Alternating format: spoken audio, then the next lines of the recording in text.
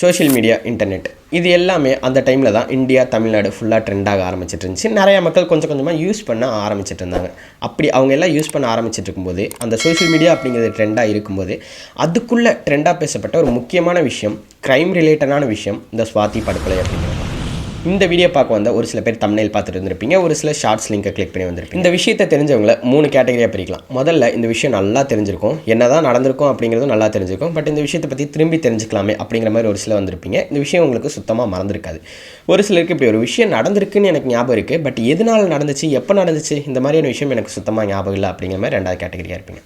3வது கேட்டகரி, இப்படி ஒரு விஷயம் நடந்தது எனக்கு ஞாபகம் இருக்குது, ஆனால் இது எதனால் நடந்துச்சு அப்படிங்கிறது எனக்கு சுத்தமாக தெரியல, ஏன்னா அப்போ என்னோடய வயசு அப்படிங்கிறது ரொம்ப சின்ன வயசு, இதை பற்றி நான் தெரிஞ்சுக்கணும்னு நினைக்கிறங்க மாதிரி 3 கேட்டகரியாக இருக்கலாம். நான் ஏன் அப்படி சொல்கிறேன்னா, நானும் இதில் ஒரு 3வது கேட்டகரி தான்.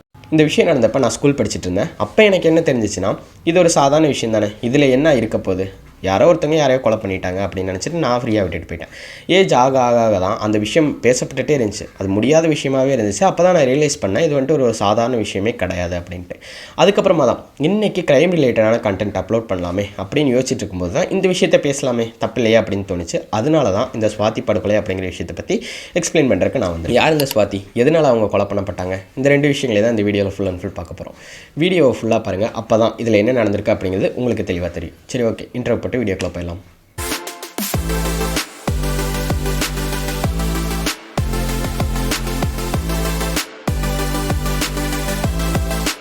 வீடியோக்குள்ள போகிறதுக்கு முன்னாடி நீங்கள் இப்போ தான் நம்ம சேனலுக்கு ஃபஸ்ட் டைம் வரீங்க அப்படின்னா, நீங்கள் மறக்காமல் பண்ண வேண்டிய ஒரே விஷயம், நம்ம சேனலை சப்ஸ்கிரைப் பண்ணி பெல் ஐக்கன் கிளிக் பண்ணி வச்சுக்க வேண்டியது தான். ஏன் அப்படி சொல்கிறேன்னா, நீங்கள் சப்ஸ்கிரைப் பண்ணி பெல் ஐக்கன் கிளிக் பண்ணி வச்சா மட்டும்தான் நான் போடுற வீடியோட நோட்டிஃபிகேஷன் உங்களுக்கு ரெகுலராக வரும்.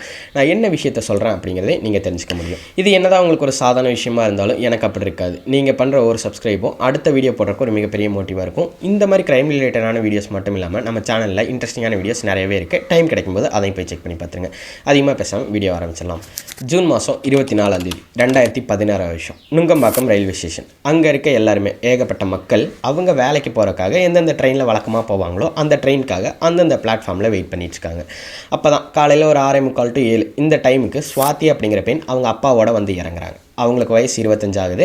அவங்க இன்ஃபோசிஸில் ஒர்க் பண்ணிகிட்ருக்காங்க. அவங்க ஒர்க் பண்ணுற ஐடி பார்க் பார்த்திங்கன்னா செங்கல்பட்டில் இருக்குது. சென்னையிலேருந்து கவுண்ட் வச்சோம்னா செங்கல்பட்டு அப்படிங்கிறது கொஞ்சம் அவுட்டர் இல்லையா, அதனால் 2 வீலர் பஸ்ஸில் எல்லாம் போனால் டைம் ஆகும்னு சொல்லிட்டு ட்ரெயின் அவங்க ரெகுலராக யூஸ் பண்ணிட்டு இருந்திருக்காங்க. அவங்களுக்கு கம்ஃபர்ட்டாக இருந்திருக்கு. ரெகுலராக யூஸ் பண்ணிகிட்டே இருக்கவும் அந்த விஷயத்தை ஒரு நபர் நோட்டமிடுறாரு அப்படிங்கிறது அவங்களுக்கு தெரியவே இல்லை.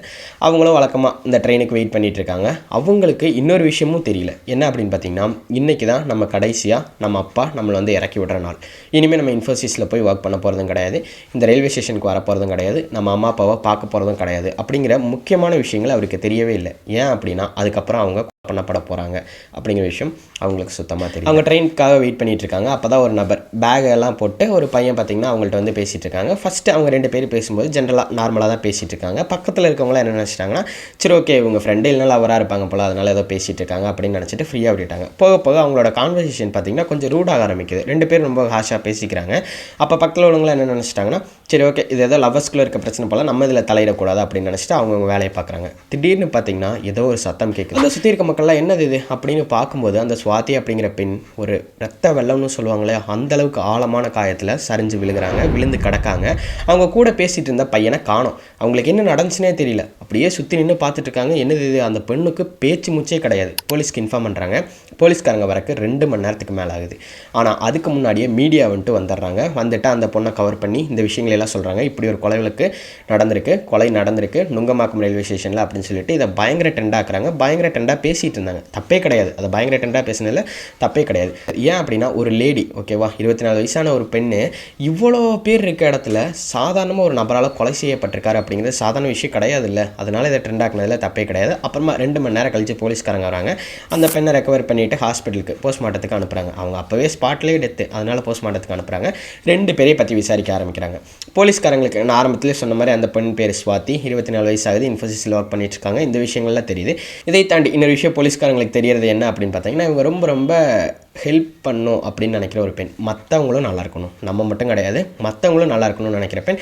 அதுக்கு எக்ஸாம்பிளாக சொல்லலாம், 2015 ஃப்ளட் வந்துச்சு இல்லையா சென்னையில், அங்கே ஹெல்ப் பண்ண ஒரு டீம்லேருந்து ஒரு பெண் தான் இவங்க. அந்தளவுக்கு நல்ல பெண். இது வந்துட்டு கொலை செய்யப்பட்ட பெண்ணோட விவரம். இதை தாண்டி யார் கொலை பண்ணாங்கன்னு இருக்காங்களே, கொலையாளியோட விவரம் அப்படிங்கிறத கலெக்ட் பண்ண ஆரம்பிக்கணும்ல. போலீஸ்காரங்க இதை வந்துட்டு தீவிரமாக விசாரணை பண்ணுறாங்க. ஏன்னா இப்படி ஒரு விஷயம் நடந்துக்குன்னா அதை சாதாரணமாக விட முடியாது. தீவிரமாக விசாரணை பண்ணுறாங்க. பண்ணும்போது அக்கம் பக்கத்தில் உள்ள சிசிடிவிலெல்லாம் இது பண்ணிட்டு இருக்கும்போது ஒரு பையன் ரயில்வே ஸ்டேஷன் ஓட்டியிருக்க காம்பவுண்டில் ஓடிட்டு பயங்கர ஓடிட்டு கொஞ்சம் தூரத்தில் திருப்பி வேற ஒரு டிஸ்டன்ஸ் பார்த்துட்டு வேற ஒரு வழியில் அதே பையன் திருப்பி வரும். போலீஸ்காரங்களுக்கு பார்த்தீங்கன்னா இது டவுட் உண்டு பண்ணுது. உடனே அந்த பையன் யார் அப்படிங்கிறத விசாரிக்க ஆரம்பிக்கிறாங்க. அந்த பையன் பேர் ராம்குமார். திருநெல்வேலி தான் அவருக்கு சொந்த ஊர். சென்னையில் இங்கே ரூம் எடுத்து தங்கியிருக்காரு. அவருக்கும் ஏஜ் 24 தான். அவர் ஒரு இன்ஜினியரிங் கிராஜுவேட்னு சொல்கிறாங்க. இங்கே என்ன வேலை பார்த்துட்டு இருக்காரு அப்படிங்கிறதெல்லாம் தெரியல. திருநெல்வேலி தான் அவர் சொந்த ஊரும் அப்படின்னு அவங்க கண்டுபிடிச்சிடறாங்க. கொலை பண்ணுறதுக்கு ஒரு மோட்டிவ் இருக்கணும்ல. இவங்க 2 பேருக்குள்ளே என்ன தொடர்பு அப்படின்னு தேடும்போது தான் இந்த பையன் ராம்குமார் அப்படிங்கிற பையன் சுவாதி அப்படிங்கிற பொண்ணுக்கு ஃபேஸ்புக்கில் ஃப்ரெண்டாக இருந்திருக்காரு. ஃபேஸ்புக்கில் ஃப்ரெண்டாக இருந்தாலுமே அவங்க போட்ட போஸ்ட்டில் ஒரு 1-2 போஸ்ட்டுக்கு இவர் கமெண்ட் பண்ணியிருக்காரு. சும்மா நைஸ் அப்படிங்கிற மாதிரியான கமெண்ட் பண்ணியிருக்காரு. மெசேஜுமே பண்ணியிருக்காங்க. ரொம்ப டீப்பான கான்வர்சேஷன்லாம் கிடையாது. இப்போ நமக்கு ஒரு தெரிஞ்ச பர்சன் ஓகேவா, ஓரளவுக்கு தெரியும், வந்து நம்மள்ட்ட பேசுகிறாங்க அப்படின்னா என்ன பண்ணுறீங்க என்ன கேட்டால் நல்லா இருக்கேன், நீங்கள் இருக்கீங்க, சாப்பிட்டீங்களா, இந்த மாதிரி விஷயங்கள் மட்டும்தான் இந்த கேட்ட விட்டு டீப்பான கான்வர்சேஷன் அதில் இல்லவே இல்லை. அப்புறமா இந்த அக்கம் பக்கத்தில் விசாரிக்கும் முன்னாடி அவங்களுக்கு தெரிஞ்சவங்களெலாம் கேட்பாங்கல்ல. கேட்கும்போது அவங்க சொன்ன விஷயங்கள்லாம் இவங்க 2 பேர் லவ் பண்ணிட்டு இருந்தாங்க. ரொம்ப நாளாக லவ் பண்ணிட்டு இருந்தாங்க. அந்த பையன் திருநெல்வேலியிலேருந்து சென்னை வந்ததுக்கு காரணமே இந்த பொண்ணு தான். ஆனால் காலங்கள் போக போக அந்த பொண்ணு சுவாதி அப்படிங்கிற பெண் பார்த்தீங்கன்னா இந்த ராம்குமாரை இக்னோர் பண்ண ஆரம்பிச்சிட்டாங்க. இக்னோர் பண்ண ஆரம்பிச்சுட்டு வேறு பையன் கூட பேச ஆரம்பிச்சிட்டாங்க. அது அவருக்கு பிடிக்கல போல, பிடிக்காமல் இருந்துச்சு, அதனால தான் கொலை பண்ணிட்டாராட்ட அப்படின்னு ஒரு தரப்பு. இன்னொரு தரப்பு என்ன சொல்லிட்டு இருந்தாங்கன்னா அந்த பையன் ஒன் சைடாக இந்த பொண்ணை லவ் பண்ணிட்டு இருந்திருக்காரு. ஆனால் அந்த பொண்ணுக்கு இவரை பிடிக்கல, ஏன்னா இவர் பயங்கர கருப்பாக இருக்காருங்கிற காரணத்தினால அவங்க ரிஜெக்ட் பண்ணிட்டே இருந்தாங்க. இவர் ஃபோர்ஸ் பண்ணிட்டே இருந்தார். அந்த பொண்ணு ஒத்துக்கவே இல்லை. ஒரு கட்டத்துக்கே அவர் கொலை பண்ணிட்டாரு அப்படின்னு 2 தரப்பாக இருந்தாங்க.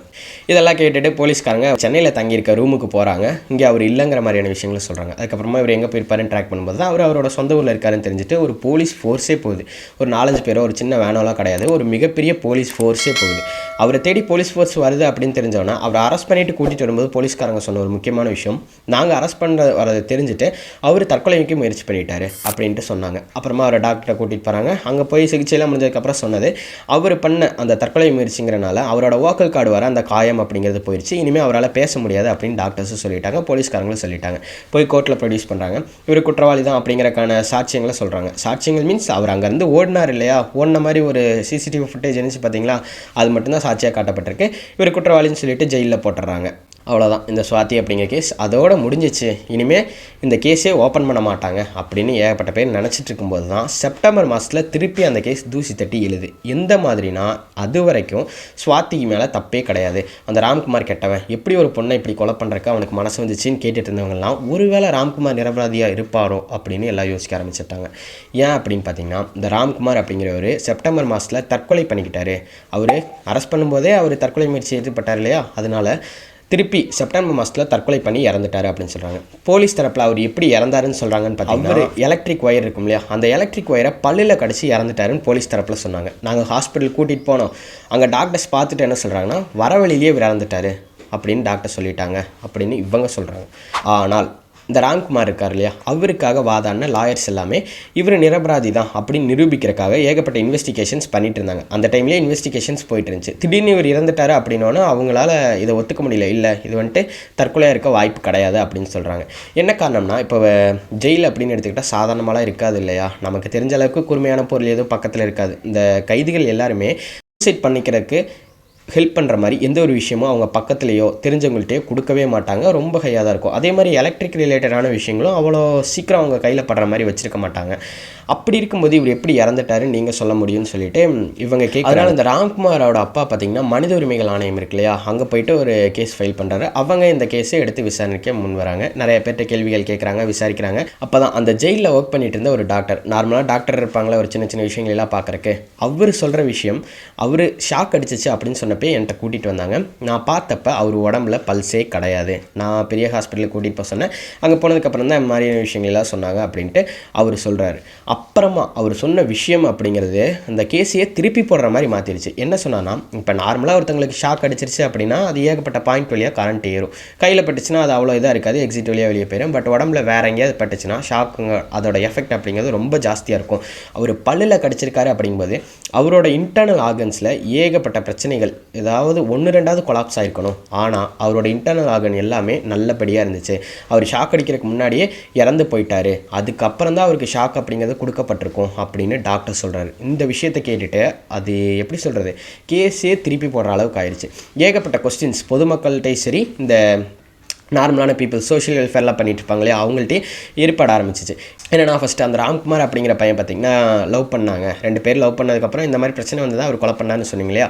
அவங்க லவ் பண்ணதுக்கான ப்ரூஃபே கிடையாது. யாருமே அவங்க 2 பேரும் ஒன்றா போய் பேசிக்கிட்டேயோ பழகினதையோ யாருமே கண்ணில் பார்த்த ஐ விட்னஸ் அப்படிங்கிறது கிடையாது. அதேமாதிரி அவங்க ஃபேஸ்புக்கில் பேசிக்கிட்டாங்க இல்லையா?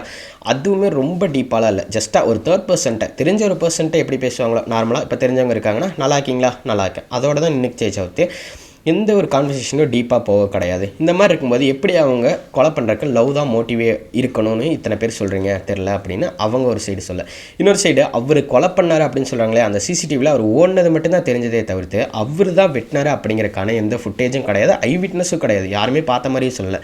அவர் தான் வெட்டினார் அப்படிங்கிறக்கான ஐ விட்னஸும் கிடையாது. அதில் ஏகப்பட்ட பேர் சொன்னாங்க தப்பே பண்ணலன்னா எதுக்கு ஓடணும் அப்படின்னு கேட்டால், இப்போ ஒரு சில விஷயங்களெல்லாம் பார்த்தா பயமாக இருக்கும். இந்த விஷயத்தில் நம்மளே கேட்டுட்டா நம்மளே இழுத்துட்டா என்ன பண்ணுறது அப்படின்னு சொல்லிட்டு பயந்து அந்த இடத்துலேருந்து எஸ்கேப் ஆக ட்ரை பண்ணுவாங்கள்ல, அந்த மாதிரி எஸ்கேப் ஆன ஒரு பையனாக கூட இருந்திருக்கலாமே. அதே மாதிரி ராம்குமார் இருக்க ஹைட்டுக்கு அவ்வளோ பெரிய காம்பவுண்ட் வாலை எப்படி எகிரி குதிச்சிருக்க முடியும்? இந்த மாதிரி கொஸ்டின்ஸ் கொஞ்சம் கொஞ்சமாக ரைஸ் பண்ண ஆரம்பிக்கிறாங்க. அப்புறமா டவுட் பார்த்திங்கன்னா போலீஸ் பக்கம் திரும்புது. இது வந்துட்டு சாதாரண கொலை கிடையாது, இவர் இன்வால்வ் ஆக்கப்பட்டிருக்காரு, இந்த கொலையில் இவர் மாட்டி விடப்பட்டிருப்பாரோ அப்படின்னு எல்லாருமே கொஸ்டின் கேட்க ஆரம்பித்தாங்க. ஏன் அப்படின்னு பார்த்தீங்கன்னா அவர் அரெஸ்ட் பண்ண போனப்பயே எப்படி சொல்கிறது சூசைட்கான டிசிஷன் எடுத்தார்னு சொன்னாங்கல்ல, அப்போ அவர் கழுத்தில் பிளேடார்னா அவர் பதட்டத்தில் அவ்வளோ ஆழமால வெட்டியிருக்க முடியாது. ஒருவேளை யாரோ ஒருத்தங்க மோட்டிவோடு இதை பண்ணிவிட்டு இந்த கொலையை நான் பண்ணலை அப்படின்னு அவர் சொல்லணும்னு நினச்சா கூட, ஒருவேளை இவர் பண்ணியிருக்கலாம் பண்ணாமல் இருக்கலாம், நான் பண்ணலை அப்படின்னு சொல்லணும்னு நினச்சா கூட அவரால் சொல்ல முடியாது இல்லையா? ஆரம்பத்தில் நான் சொன்ன மாதிரி அவரால் இனி பேச முடியாது, டாக்டர் சொல்லிட்டாங்க. அவர் தான் நான் தான் பண்ணலை அப்படின்னு கூட அவரால் சொல்ல முடியாது. அவர் போய் கோர்ட்டில் ஆஜராகும்போது இந்த விஷயம் ஏதோ ஒரு மோட்டிவ்க்காக யாரோ வேணும்னே அவர் கழுத்தை அறுத்துட்டு அதுக்கப்புறமா இது பண்ணியிருப்பாங்களோ. நிறைய இடத்துல தொடர்பு இருக்கும், இந்த கொலைக்கு ஏகப்பட்ட தொடர்புகள் இருக்குமோன்னு எங்கெங்கேயோ போக ஆரம்பிச்சிச்சு. அந்த கேஸ் பார்த்திங்கன்னா அவர் தற்கொலை செஞ்சுக்கிட்டாரு, ஜெயிலில் தற்கொலை பண்ணிட்டாரு அப்படின்னு ஒரு விஷயம் வந்ததுக்கப்புறம் எங்கெங்கேயோ போக ஆரம்பிக்குது, திசை மாதிரி போகுது இந்த கேஸ் பார்த்திங்கன்னா. உண்மைக்குமே இந்த ராம்குமார் அப்படிங்கிறவர் தான் கொலை பண்ணியிருப்பார் அப்படிங்கிறக்கு எந்த ஒரு ஆதாரமும் கிடையாது. அவருக்கு இருந்த அவருக்கு அகென்ஸ்டாக இருந்த ஒரே ஒரு விஷயம் அவர் ஓடி போனதாக, அந்த ரயில்வே ஸ்டேஷன்லேருந்து அந்த டைமில் ஓடி போனதாக காட்டப்படுற சிசிடிவி ஃபுட்டேஜ் மட்டும்தான். சரி, ஓகே, இதை பற்றி நீங்கள் என்ன நினைக்கிறீங்க? இன்னுமே அந்த கேஸ் பார்த்திங்கன்னா போயிட்டு தான் இருக்குது. ராம்குமார் குற்றவாளி இல்லைன்னு நிரூபிக்கிறதுக்கு ட்ரை பண்ணிட்டு இருக்காங்கன்னு, அவர் ஜெயிலில் கொலை பண்ணப்பட்டிருக்காருனோ, ஜெய்பீம் படம் வந்துச்சு பார்த்தீங்களா, அந்த மாதிரி தான் ஜெயிலில் கொலை பண்ணப்பட்டிருப்பாருன்னு இன்னும் நிறைய பேர் சொல்லிட்டு தான் இருக்காங்க. இதை பற்றி நீங்கள் என்ன நினைக்கிறீங்க அப்படிங்கிற உங்கள் கருத்துக்களை கமெண்ட் பாக்ஸில் தெரிவிக்க முடியும். அதே மாதிரி எனக்கு ஏதாவது சஜஷன்ஸ், நீ வீடியோ நல்லா தான் பேசுகிறேன், நல்ல விஷயங்களை தான் சொல்கிறேன், பட் இந்தந்த விஷயங்களெல்லாம் மாற்றிக்கிட்டால் இன்னும் நிறைய பேர் உன்னை பார்க்குறக்கு வருவாங்க, வீடியோ பார்க்குறக்கு வருவாங்க அப்படின்னு எனக்கு ஏதாவது சஜஷன் சொல்ல நினச்சிங்கன்னா அதையுமே நீங்கள் கமெண்ட் பாக்ஸில் தெரிவிக்க முடியும். இந்த விஷயத்தை பற்றி தெரிஞ்சுக்கணும்னு நினைக்கிறேன் உங்கள் ஃப்ரெண்டுக்கோ ஃபேமிலிக்கோ நம்ம வீடியோ ஷேர் பண்ணி அவங்களுக்கும் பிடிச்சிருந்துச்சுன்னா சப்ஸ்கிரைப் பண்ணி பெல் ஐக்கான் கிளிக் பண்ணி வச்சுக்க சொல்லுங்கள். தேங்க்ஸ் ஃபார் வாட்சிங். Have a nice day. நம்ம இன்னும் நல்ல வீடியோவில் பார்க்கலாம். Bye guys.